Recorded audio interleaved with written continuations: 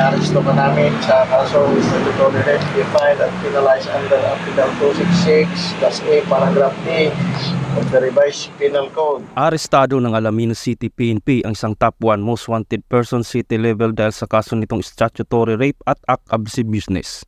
Kinilala ang akusado na si Alias Diyos, 24 na taong gulang at residente ng Barangay Sabangan, Alaminos City, Pangasinan. Siya ay tinuturing na top 1 most wanted person sa kanilang lungsod.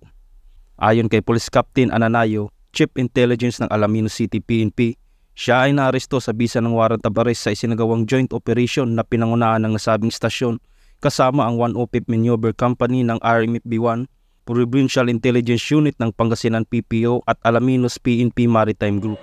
Siya po ay naaresto sa Barangay Pugo, Alaminos City noong April 23, 2024, mga bandang alas 11 ng umaga.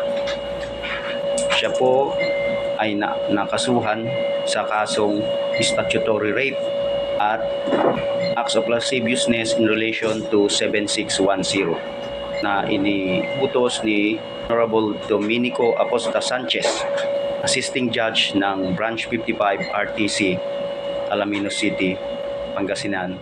Mahaharap ang akusado sa kasong statutory rape under Revised Penal Code na walang nirekomendang piyansa at acts of lascivious business in relation to Republic Act 7610 o ang Special Protection of Children Against Abuse, Exploitation and Discrimination Act na may nirekomendang piyansa na 80,000 pesos.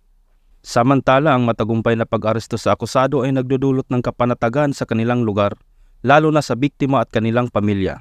Alinsunod sa programa ng kasulukuyang administrasyon na maging ligtas at payapang bagong Pilipinas.